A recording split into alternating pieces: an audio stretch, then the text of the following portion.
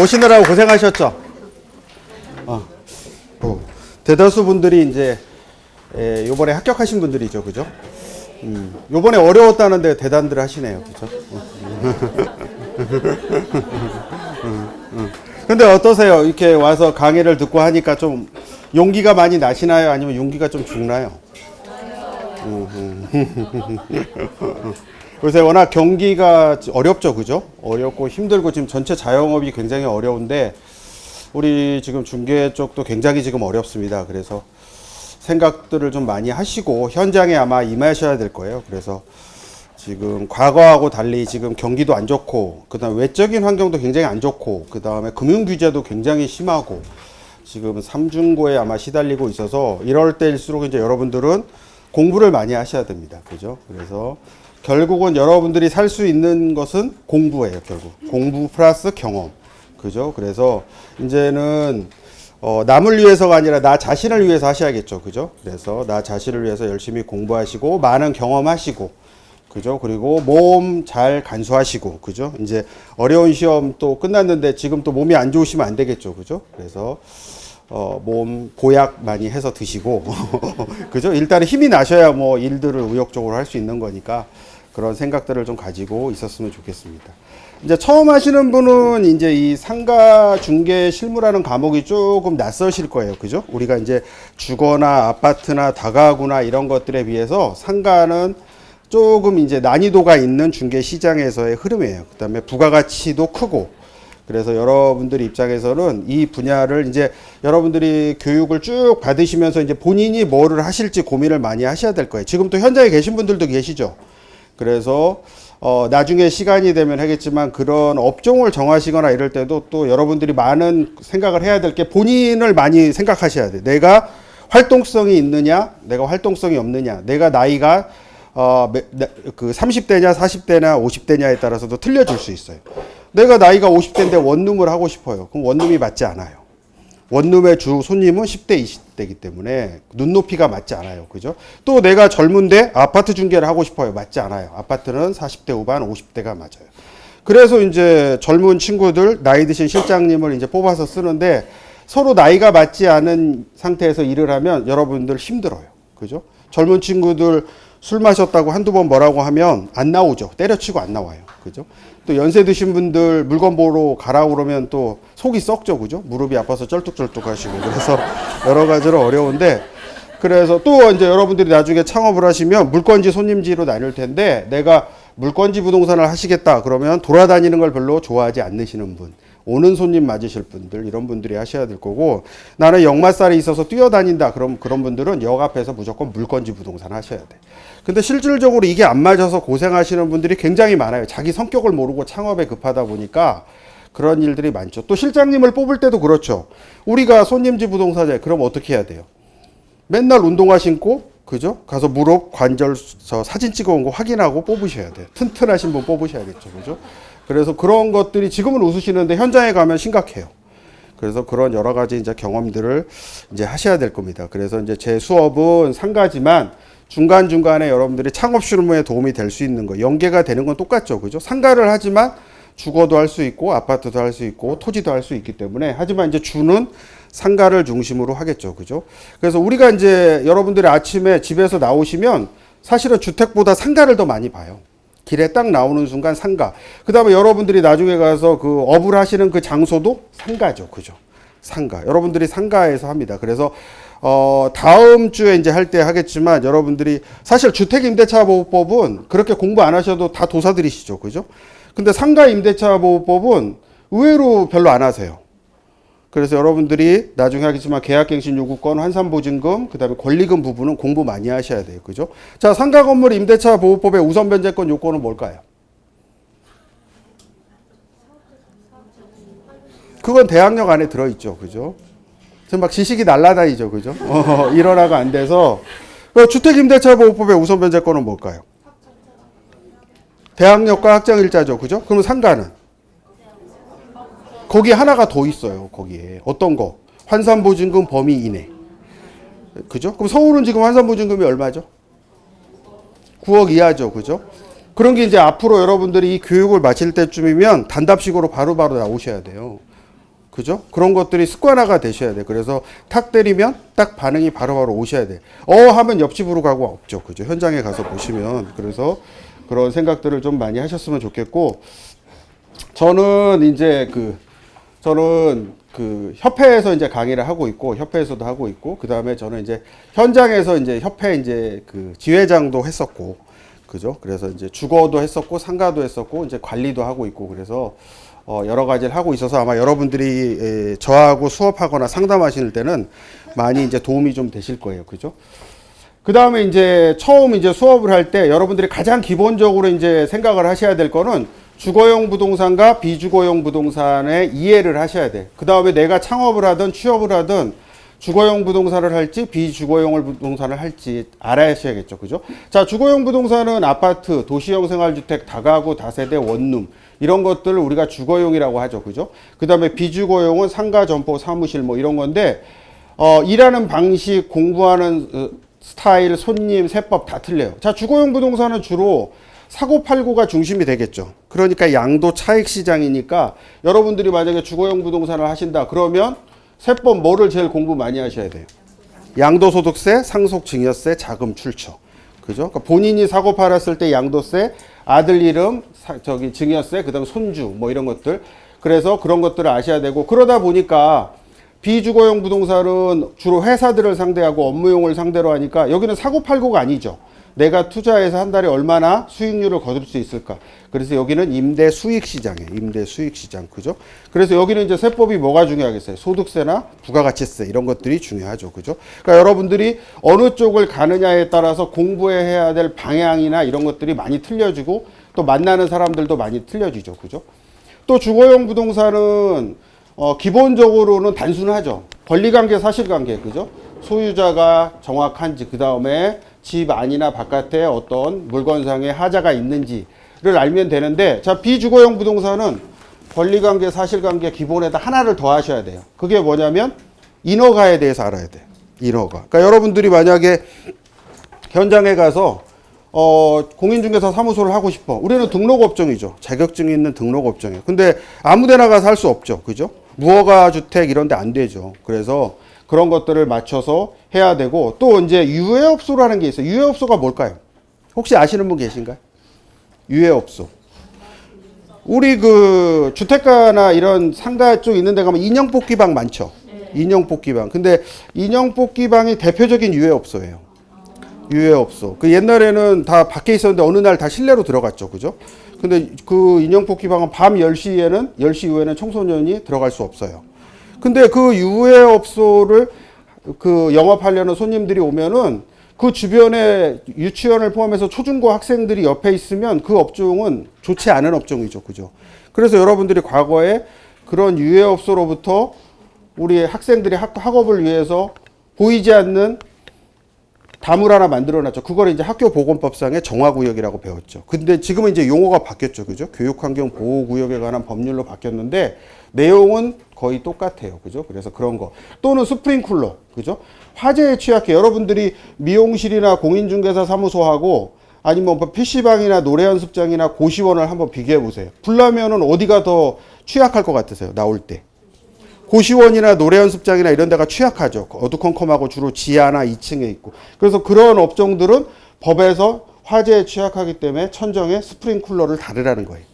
그래서 이 스프링쿨러는 한 평만 돼도 달아야 되는 게 있고 또는 업종 면적에 따라서 달아야 되는 게 있고. 그죠? 그러니까 고시원 같은 것들은 한 평만 돼도 스프링쿨러를 반드시 장착해야 돼요. 그죠? 그래서 스프링쿨러가 달려있다고 증빙하는 서류가 이제 안전시설 완비 증명서라는 거죠.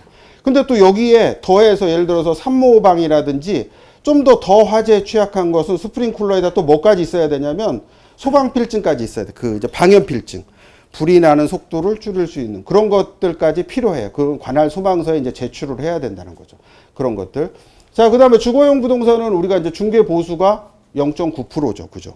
0.9%. 그러니까 우리 중개 보수 범위를 넘어갈 수 없는 거죠. 그 물건마다. 근데 우리 이 중개 보수는 어떤 근거를 가지고 우리가 중개 보수를 받을까요? 혹시 여러분들 중에서 아시는 분 계세요? 어떤 거는 0.9%, 어떤 거는 0.4%. 무슨 근거를 가지고 중개 보수를 정할까요? 그러니까 시도 조례인데 그 시도 조례는 뭐를 가지고 우리가 예를 들어서 상가를 하면 0.9% 받잖아요. 아파트를 하면 뭐 0.4%, 5%. 그러니까 뭐를 가지고 그걸 나눌 거예요? 건축물 대장에 건축물의 용도를 가지고 나누는 거예요. 그죠? 그래서 여러분들이 이제 뒤에 가면 나오는데 그 건축물 대장이라는 게 굉장히 중요해요. 왜냐하면 건축물 대장을 보고 우리가 확인해야 될 여러 가지가 있는데 첫 번째가 뭐냐면 용도라는 게 나와요. 여러분들이 이제 실무 가서 확인 설명서를 작성해 보시면 확인 설명서에 여러분들이 대표적으로 용도가 하나 나오고 그 다음에 위반 건축물이 나와요. 그래서 그 두 가지가 건축물 대장에 기재가 돼 있어요. 그래서 제가 건축물 대장 보는 법부터 이제 나중에 수업을 할 텐데 그런 부분들도 신경을 써야 될 것 같고 그 다음에 이제 컨설팅이라는 게 나와요. 컨설팅. 이 컨설팅은 뭐냐면 중개 외의 영역이죠. 그죠? 따로 이제 상담을 해주는 이런 것들인데 주거용 부동산에는 컨설팅이 적용되지 않아요. 그래서 예를 들어서 내가 아파트 중개를 했는데 뭐 열심히 일을 도와줬는데 중개보수가 100만 원인데 손님이 고맙다고 200을 줬어요. 그래도 중개보수 영수증은 100만 원밖에 할 수 없어요. 여기는. 근데 상가 같은 경우는 그 범위를 넘어가면 컨설팅이라는 게 적용이 돼서 여기는 따로 영수증 처리를 할 수 있어요. 대신 최근에 판례를 보면 단순히 권리금을 예를 들어서 뭐 깎아줘가지고 거기서 컨설팅비다 그걸 요새 대법원에서는 인정하고 있지 않아요. 그래서 뭐 예를 들어서 권리금이 1억이었는데 2천만 원을 깎아줬으니까 옛날에는 1천만 원을 그러면 컨설팅 수수료로 주세요 해서 받았는데 요새는 대법원에서 인정하지 않아요. 그거는 중개 영역으로 보죠. 가격 흥정이라고 보기 때문에 이제 그 사람이 얼마나 그 업을 하는데 도움을 줬느냐를 많이 따지거든요. 그래서 그것은 이제 나중에 권리금 부분에 가서 자세하게 아마 이제 공부를 하셔야 될 거예요. 그죠? 그래서 그 부분. 그래서 이제 이 주거용 부동산은 이 법정인 수수료 안에서 중개보수 안에서 움직이지만 이 비주거용 부동산은 법정인 중개보수 플러스 이제 컨설팅 비용, 이제 용역 수수료가 따로 이제 들어간다는 거죠. 사실은 이제 그 부분이 우리 이제 상가 중개의 가장 큰 흐름이죠. 그래서 이렇게 보시면 돼요. 주거용 부동산은 밀가루를 밀가루로 그냥 그대로 임대하거나 매매하는 거. 이 비주거용 부동산은 밀가루를 가지고 만두도 만들고 피자도 만들고 그래서 그 중간에 가공하는 거를 컨설팅 비용으로 받는다. 이렇게 생각하시면 나중에 여러분들이 이해하시기 쉬우실 거예요. 그죠? 그래서 이제 주로 주거용 부동산은 여성분들이 실무적으로 가면 강해요. 그래서 이제 여러분들 골목이라든지 아파트 단지 내 상가라든지 이런 데 가서 보시면 주로 여성분들이 많이 하시죠. 그죠? 근데 이제 주택가 갔는데 남자 중개사님이 앉아 있고 이러면 사실은 손님들이 잘 안 들어오는 경향들이 있죠. 그죠? 거기다 더 안 좋은 건 뭐냐면 남자 중개사님이 남자 직원을 데리고 있으면 동네 실장님들도 놀러 안 와요. 그래서 그런 것들이 있고 그러다 보니까 이제 남자 중개사님이 혼자 계시기 그러니까 이제 집에 있는 와이프를 나오라고 그래서 일을 같이 하죠. 그죠? 그러니까 또 어떤 일이 생겨요? 매일 다퉈요. 매일 다퉈요. 그래갖고 당신이 불친절해서 손님이 갔잖아. 그러고 맨날 다툰단 말이죠. 그래서 주거용 부동산에 이제 부부가 같이 하면 일단 많이 다투고 직원들이 좀 힘들어요. 왜냐하면 감시하는 꼴이 되기 때문에 그런 것들. 그 다음에 이제 또 부부가 하면 동네 그 사장님들이나 같은 동종업종의 실장님들이 놀러 오기가 좀 그렇죠. 그죠? 부부가 같이 있는데 와서 농담할 수 하기가 그러니까 그런 어려움이 조금 있어요. 그래서 주로 여성들이 이제 강세죠. 그죠? 왜냐면 워낙 친절하게 하니까 여성분들이. 왜냐면 남자분이 두세 번 낮에 와서 막 방을 보고 마음에 들었는데 밤에 부부가 와서 와이프가 너무 뭐 싱크대가 작아요. 그러면 이제 끝난 거죠. 그죠? 그러면 처음으로 다시 돌아가야 돼요. 그래서 여성들한테 결정권이 주로 이제 주거용 부동산에 있는 반면에 비주거용 부동산은 주로 이제 업무적인 거다 보니까 전문성이 있죠. 부부관계라 하더라도 예를 들어서 여러분들이 공인중개사 사무실을 하는데 여자분이 공인중개사시다 그러면 주로 그분이 결정권이 많이 있겠죠. 그죠? 내가 이쪽 법도 알고 창업에 관한 거를 많이 알고 있으니까 남자분은 이제 따라오는 그런 정도로만 할 텐데 주거용은 이제 같이 이제 하다 보니까 저런 부분들이 많이 있죠. 그죠? 그래서 이제 부부가 하니까 많이 다퉈요. 그래서 이제 또 와이프를 들어가라고 하고 다시 여자 실장님을 또 뽑아요. 그러니까 또 무슨 일이 있을까요? 그러니까 또 둘이 바람이 잘 나요.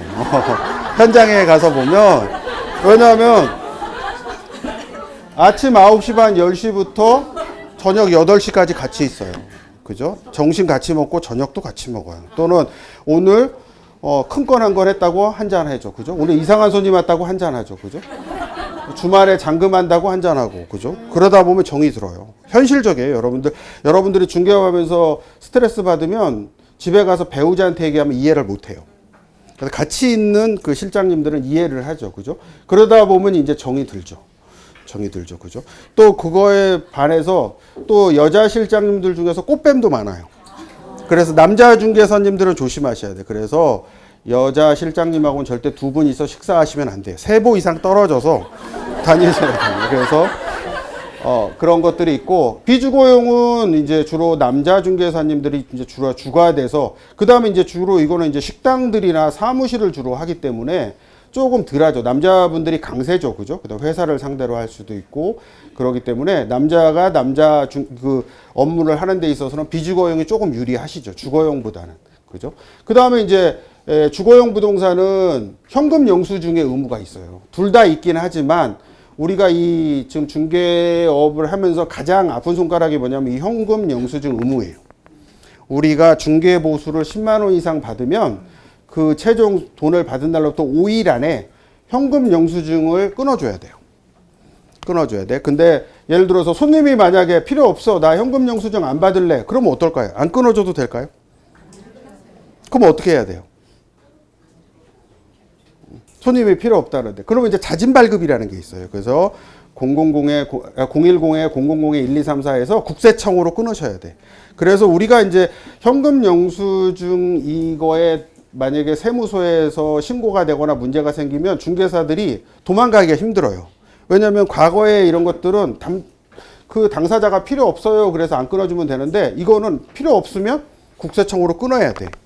그래서 굉장히 어렵죠. 그래서 현금 영수증이 많이 끊으면 결과적으로 부가세가 많이 늘어나고, 부가세가 많이 늘어나면 여러분들 소득세가 늘어나고, 소득세가 늘어나면 여러분들 나중에 건강보험료가 올라가요. 그래서 이제 주로 매매를 하면 실거래가 신고를 하기 때문에 100% 끊는데, 전월세는 사실은 많이 안 끊는 경향이 있어요. 현장에 가서 보시면. 근데 지금 우리가 현장에 가서 여러분들이 주택이나 상가 확정일자를 받는 것들은 대부분 국가에 다 통보가 된다고 보셔야 돼요. 그래서 여러분들이 이제 부가세 신고를 하시는데, 그 부가세 신고 기간에 여러분들이 일정 금액을 신고하는데, 국세청하고 여러분들이 가지고 있는 자료하고 너무 차이가 나면 국세청에서 일단 내용 증명이 와요. 우리가 가지고 있는 자료와 당신이 신고한 금액이 차이가 나니까 다시 한번 재신고하시오, 이렇게 와요. 그러면 이제 잠이 안 와요. 아, 이걸 얼마로 해야 되나, 그죠? 그래서 이제 그런 문제들. 그 다음에 그런데도 이제 만약에 성실 신고하지 않으면 이제 국세청에서 이제 전화가 와서 당신이 이제 들어오실래요? 우리가 나갈까요? 이제 이런 얘기가 나와요. 이제 그래서 그런 문제가 생기기 때문에 현금 영수증도 굉장히 신경을 많이 쓰셔야 돼요. 특히 이제 직원들을 많이 두고 하실 분들은, 이제 매매는 이제 소득세를 떼는데, 지금 현장에 가면 전월세는 소득세를 떼지 않아요. 근데 이게 현금 영수증 미발행으로 걸리면 과태료가 미발행분의 50%예요. 그래서 생각보다 굉장히 많아요. 그래서 신경들을 많이 쓰셔야 될 거예요. 그죠? 그래서 그 부분들, 이제 비주거용도 현금 영수증에 관한 부분들은 주로 이제 권리금 받는 거나 이런 큰 금액은 주로 이제 중개 영역이 아니기 때문에 끊지 않고, 순수한 이제 영업한 부분에서만 이제 현금 영수증을 끊기 때문에 비주거용은 조금 더 이제 자유로울 수 있어요. 그래서 이제 일을 하는 방식. 그 다음에 이제 사업자를 낼 때 주거용 부동산하고 비주거용하고 틀린 게, 주로 이제 주거용 부동산을 하시는 분들은 그 세금 계산서를 별로 이제 안 끊죠. 그리고 끊어도 아파트 중개하는데 100만 원인데 일반 사업자인데 10% 10만 원 주세요 그러면 일반인들은 거부감이 많아요. 근데 비주거용은 10만 원 그 부가세 구조가 매도인 매수인이 있으면 매수인이 부가세를 매도인에게 주면 이 사람이 세금 계산서 끊어주고, 신고 납부하면 매수인이 나중에 공제나 환급 받는 구조이기 때문에 이분들은 그걸 더 선호해요. 회사들이기 때문에. 그래서 이제 그런 차이. 그래서 이제 나중에 주거용 부동산 하실 분들은 사업자 등록도 이제 간이가세나 일반가세인데, 주로 이제 간이가세를 더 많이 하세요, 이쪽은. 그 다음에 이쪽은 당연히 일반가세를 하셔야지 세금계산서를 끊을 수 있겠죠. 그죠? 그래서 요렇게 이제 차이들이 나요. 그래서 뒤로 갈수록 이제 많이 나겠지만, 결국 우리 이제 비주거용 부동산 상가의 가장 꽃은 이거죠. 그죠? 권리금 수수료나 요런 것들. 그러니까 예를 들어서 길에 이렇게 이제 찻길 옆에 상가가 하나 있는데, 여기 이렇게 화단이 있어요. 화단이 있는데 여기에 꼭 누가 카센터를 하고 싶대. 그럼 이 카센터를 할 수 있게끔 여러분들이 해주셔야 돼요. 어떻게? 화단을 반 잘라내고 차가 들어갈 수 있도록 도로 조명 허가를 내서 이런 것들을 할 수 있게끔 여러분들이 이제 컨설팅이라는 걸 해야 돼. 그래서 요 컨설팅을 한 거에 대한 우리가 컨설팅 수수료, 요거를 이제 받는 거거든요. 아무나 하는 게 아니기 때문에. 그래서 그런 부분. 그러니까 이런 걸로 하려면 어떻게 해야 돼? 자기가 도로 조명 허가라든지 이런 것도 공부해야 될 것이고, 건축사도 만나야 될 것이고, 건물주도 만나야 될 거고, 임차인도 만나야 될 거고, 할 일이 더 많죠. 그래서 이거에 대한 보상이 요거라고 생각하시면 돼요. 그죠? 그래서 더 많은 거. 그래서 이런 걸 하려면 결국은 공부를 많이 하셔야겠죠. 그죠? 우리가 주거용 부동산은 그냥, 예를 들어서 전세 5억이다. 그러면 전세 5억에, 그죠? 가서 향동, 층 뭐 이런 거 보고 확장을 얼마나 했느냐. 그 다음에 이제 등기부상에 문제가 있느냐, 없느냐 정도만 보면 되지만, 이거는 그거의 기본에다가 이 업종이 들어가서 안전하게 영업을 할 수 있는 환경을 만들어줘야 돼요. 그래서 그 부분이 중요하죠. 여러분들이 지금 개설 등록하려고 하는데 그 집이 뭐 위반 건축물이에요. 그러면 못 들어가거든요. 못 들어가요. 그러니까 계약을 자체를 하면 안 되겠죠. 그죠? 그래서 이제 그런 부분들이 여러분들이 현장에 가시면 많이 이제 신경을 쓰고 여러분들이 일을 하셔야 될 부분이에요. 우리 이제 상가중개의 특징을 한번 이제 보면은 상가중개는 대부분 우리가 이제 법규예요. 개별법. 국토계획에 관한 법률부터 건축법부터 여러 가지가 대부분 법규로 있어요. 그래서 이제 처음에 여러분들이 시작하실 때 조금 어려워요. 뭐 예를 들어서 영어학원, 어학원. 영어학원, 어학원 차이는 뭘까요? 여러분들 자제분들 다니는 영어학원, 어학원. 영어학원은 가리키는 강사진이 다 우리나라 사람들일 때. 어학원은 외국인, 원어민이 한 명이라도 있으면 어학원. 그죠? 정육점, 식육점은 뭐예요? 정육점은 고기만 파는데, 식육점은 고기 팔면서 식당도 하는데. 이렇게 법에, 여러분들 미용실, 이용실. 여자분들 머리 깎고, 헤어커트하고, 피부 미용하고, 손톱, 네일샵. 그죠? 이용실은 남자 머리 깎고, 그 다음에 수영 깎고. 이게 법에 정해져 있어요. 상가 쪽은 딱딱 정해져 있기 때문에 그런 부분들이 대부분 그 법의 영향을 받죠. 학원, 교습소도 마찬가지죠. 그죠? 학원은 학원대로, 교습소는 교습소대로의 특징이 있죠. 그죠? 그 다음에 이제 중개하는 영업 업종이 다양하다. 그죠? 왜? 오시는 손님들이 다양하죠. 뭐 카페 하실 손님, 학원 하실 손님, 식당 하실 손님 뭐 다 틀리죠. 그렇기 때문에 각각에 대해서 공부를 하셔야 돼. 아까도 말했지만 이게 주거다. 그러면 딱 집이 하나 있으면 딱 이 사람이 오면 집은 그대로 있고 그냥 들어오는 사람이 집만 가지고 오면 되잖아요. 근데 우리 이게 상가다. 그럼 어때요? 여기에 식당이 들어올 때, 여기에 예를 들어서 뭐 커피숍이 들어올 때, 노래 연습장이 들어올 때 다 틀려요. 인허가 과정 이런 것들이 틀릴 수밖에 없기 때문에 이런 것들이 어렵죠. 그죠? 그 다음에 각 개별법의 영향을 또 받기 때문에 그런 것들을 신경을 써야 되죠. 그죠? 그 다음에 이제 상담하는 손님들의 대부분이 경험자들이에요. 예를 들어서 중국집 했던 분이 중국집을 또 얻으러 왔어요. 근데 정작 중개하시는 분은 중국집을 해본 적이 없어. 그죠? 그래서 뭐 위생교육, 중개사님 위생교육은 어디서 받아요? 근데 중개사가 그런 것도 받아요. 이러고 있단 말이에요. 그죠? 그 말은 중개사가 모르는 거죠. 근데 그 모르는데 무슨 컨설팅을 해주냐고. 그렇기 때문에 어려운 거예요. 그래서 공부를 많이 하실 수밖에 없는 그런 이제 구조죠. 그죠? 여러분들 그 미용실 가면 대부분 의자가 3개예요.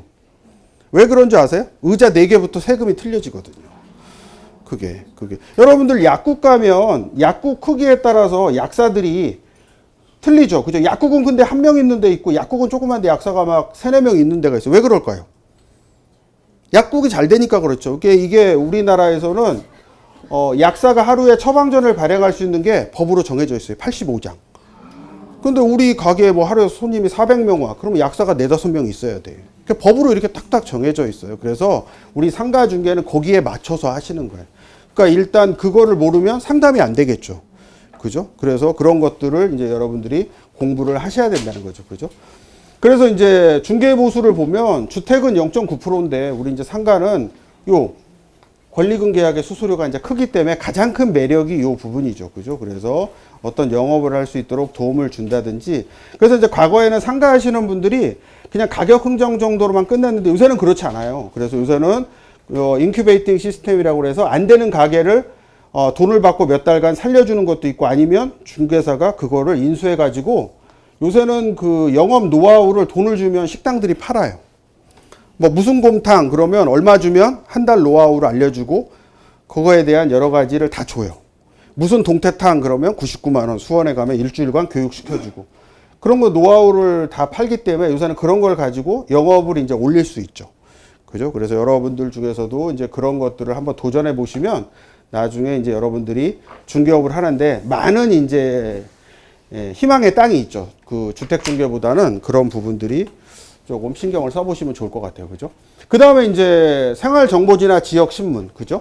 그러니까 우리 상가 중개는 주거나 이런 거에 비해서 물건 확보를 이제 좋은 거를 해야 되는데 현장에 가서 보면 사실 그 주변에 좋은 것들을 잘 안 내놓는 경향들이 있어요. 왜냐면 소문 날까봐.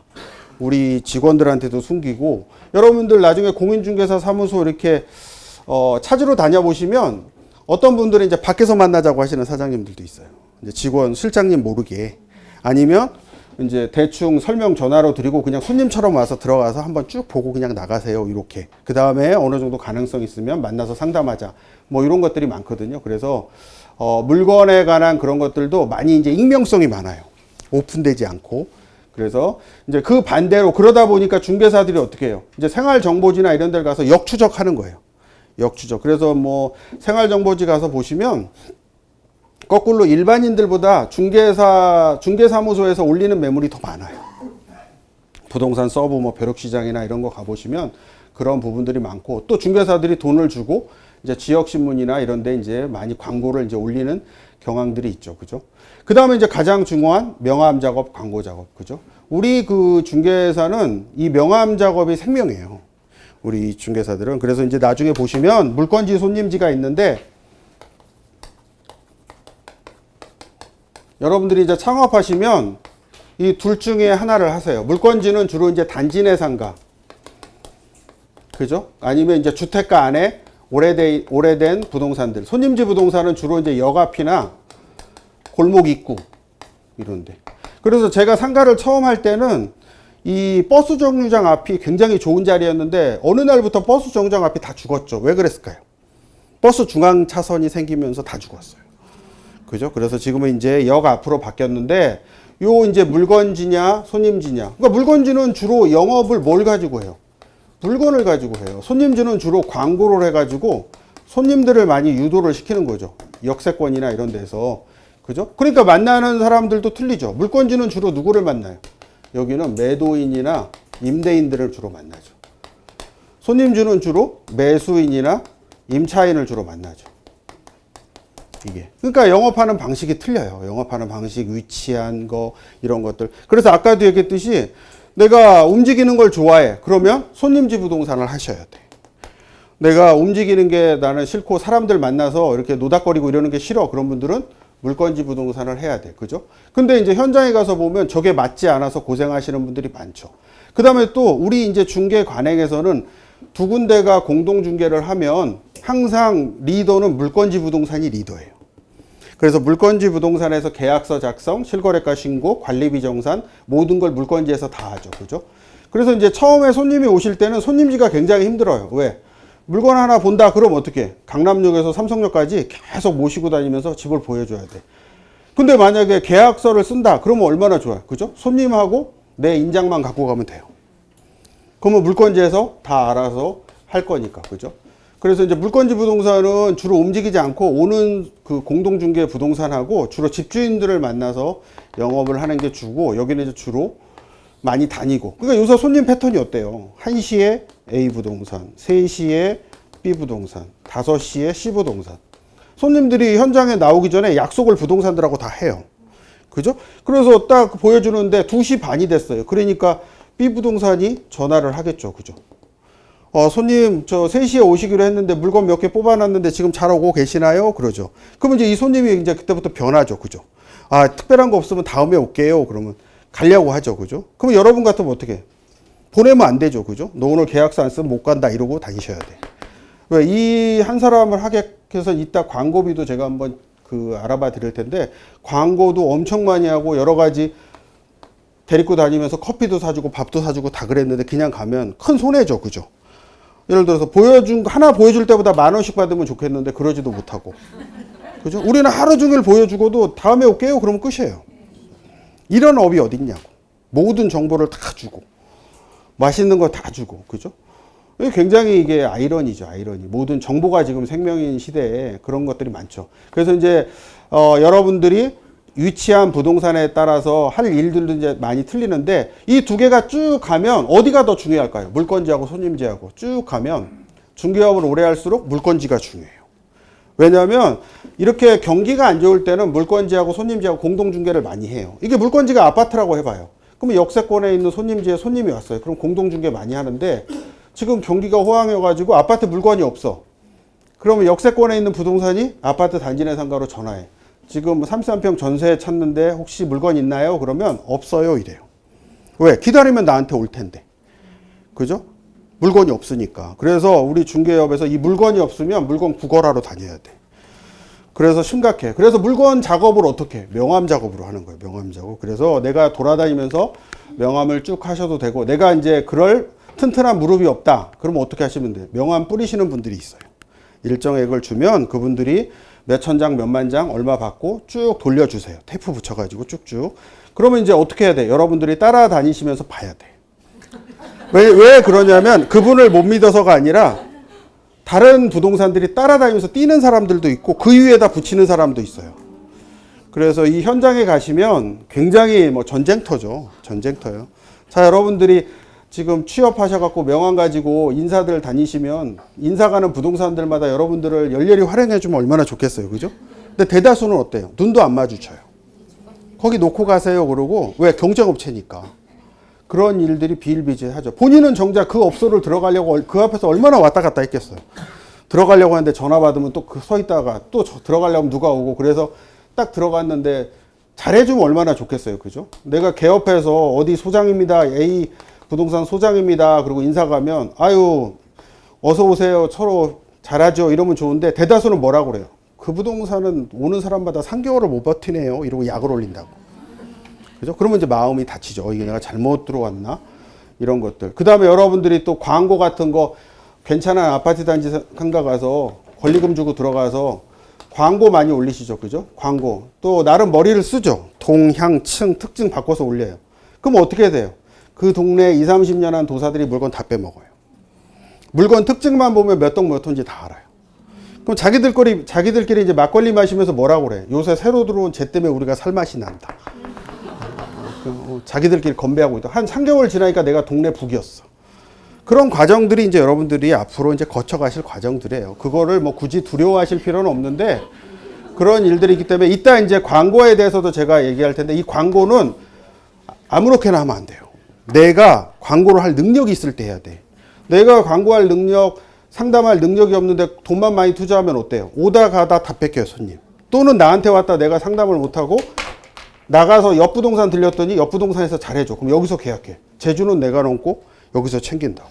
그래서 여러분들이 광고할 때도 고민들을 많이 하셔야 돼. 그래서 진짜 좋은 물건은 광고를 올리지 않으셔야 돼. 가지고 있고. 그래서 광고하는 여러. 근데 처음에 막 개업하시면 의욕적이죠. 의욕적이에요. 의욕적. 자, 여러분들 제가 하나 문제 내볼까요? 자, 여러분들이 지금 이제 식당 하나 중개하려고 하는데 식당 중개 이제 권리금 계약하고 일반 임대차 계약하려고 하는데 주인 할머니가 내려와서 뭐라고 그래요?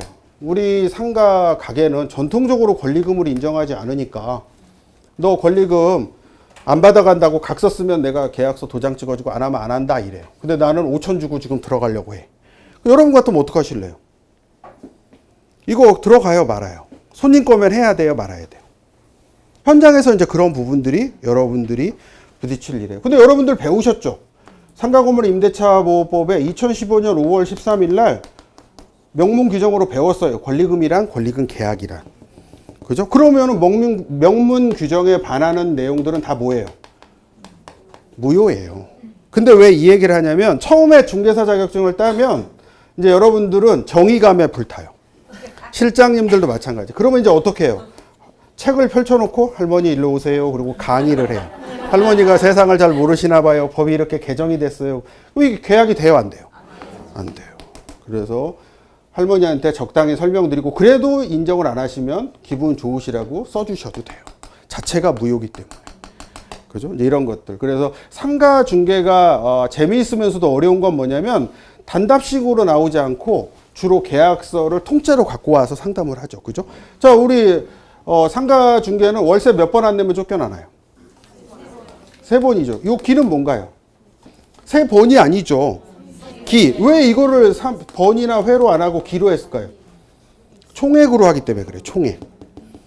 자, 그럼 민법은 몇 번 안 내면 쫓겨나나요? 2기죠. 그죠? 이런 것들.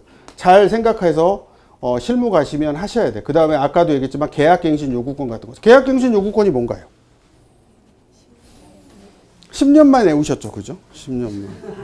최초의 계약으로부터 10년. 여기서 핵심은 10년이에요? 최초예요? 최초예요. 최초. 재계약하면 기간이 어떻게 돼요? 재계약서를 썼어요. 주인하고. 임대기간이 지나서. 그러면 임대기간이 처음부터 다시 되나요? 아니면 원래부터 시작하나요? 원래부터예요. 무조건. 그럼 중간에 와이프 거를 남편으로 바꿨어요. 그럼 기간은? 그래도 최초예요. 이런 것들이 이제 여러분들 현장에서 이제 연습을 이제 많이 하시고 이제 저랑 배우고 나가셔야 할 부분이죠. 그죠? 그래서 현장에서 제일 많은 건 명함 작업하고 광고. 근데 우리가 현장에 가서 보면 실질적으로 광고하기가 엄청 어려워요. 개인정보법이 시행이 되면서 광고하는 거 너무 어려워요. 웬만한 문자 불법이에요. 뭐 하는 거 팩스 광고 불법이에요. 이메일 광고 불법이에요. 웬만한 게 할 수가 없어요. 여러분들이. 그래서 그런 부분들도 많이 있다는 거를 좀 아시면 좋을 것 같아요. 그죠?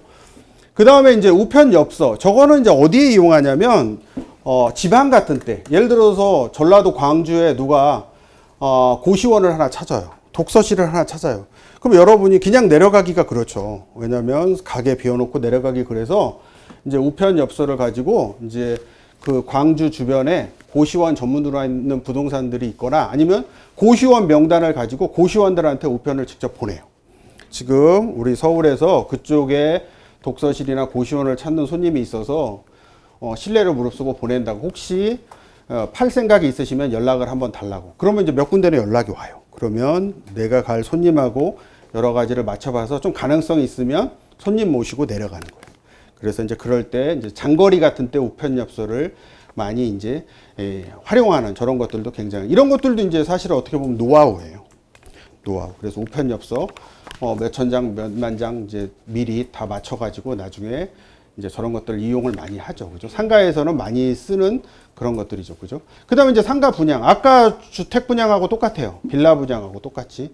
결국은 중개 영역 아닌데 여러 가지 이제 분양에 대한 여러 가지 수수료가 크니까 그거를 이제 하고 많이 하죠. 그죠? 근데 저게 쉽지가 않아요. 분양 직원들도 많이 있고 저걸 전문으로 안 하신 분들은 저거를 생각처럼 현장에 가서 하는 게 쉽진 않지만 저런 것도 많이 하고 있다. 그런 것들을 아셔야겠죠. 진짜 중요한 거는 나중에 이제 업종 제한이라는 게 나오는데 거기서도 많이 써요. 이제 살짝 얘기 들으면 제가 5,000세대 아파트를 지금 분양을 했는데 그 안에는 단지 내 상가라는 게 있죠. 그죠? 단지 내 상가가 있는데 여러분들이 이제 집합건물 소유 관리에 관한 법률을 배울 때 주거용 부동산을 하시는 분들은 주로 입주자 대표회의에 대해서 배워요. 근데 상가에서는 입주자 대표회의에 대해서 배우지 않고 상가 관리단이라는 걸 배워요. 집주인들 10명 이상이 모여서 관리단을 만들면 여기서 업종을 제한해요. 그래서 요번에 단지 내 상가에서 상가를 분양하는데 중개업소 자리 3군데, 세탁소 자리 2군데, 예를 들어서 슈퍼 1군데 이렇게 그래갖고 옵션을 걸어요. 5년, 뭐 3년. 그래. 그럼 5년 동안은 중개업소 자리 3군데 뺏기 들어갈 수 없어요. 그죠? 그러면 이제 5년이 지나면 그게 풀리면 세탁소 자리에다도 중개업소 할 수 있겠죠. 이런 옵션. 그래서 이제 이런 것들을 우리가 업종 제한이라고 해서 여러분들이 새로 이제 분양되는 상가나 혹시 손님들을 모시고 가서 중개를 하실 때는 이걸 봐야 돼. 그럼 이게 새 아파트만 있냐? 안 그래요. 동네에 오래된 시장들도 다 있어요. 두부가게 몇 군데, 과일가게 몇 군데. 그래서 상인회 가가지고 확인하셔야 돼. 그래서 과거에는 이제 상인회는 그 법적인 구속력이 없었는데 요새는 이제 워낙 이런 게 심해져서 상인회 중에서도 집주인들 10명 모아가지고 상인회도 법적인 단체로 관리단을 구성해서 해야 돼. 그러니까 내가 제기동에 경동시장 가서 누가 뭐 두부가게 한다. 그러면 그 제기동 경동시장 상인회 가서 여기 두부가게가 몇 군데나 할 수 있는지를 알아보셔야 돼. 그래서 꽉 찼는지 뭐 이런 것들을 확인하고 들어가셔야 되죠. 그죠? 그래서 아파트 똑같이 집합건물 소유 관리를 하더라도 여러분들이 아파트 주거용 부동산을 중개하시는 분하고 상가를 중개하시는 분은 이렇게 분야가 틀려져요. 접근 방식이 틀려지죠. 그죠? 그래서 그런 방식에 대해서 여러분들이 신경들을 많이 쓰시고 아마 시작하시면 여러분들이 중개업을 하시는데 많은 도움이 되실 거예요. 그죠? 잠깐만 쉬었다가 이어서 하겠습니다.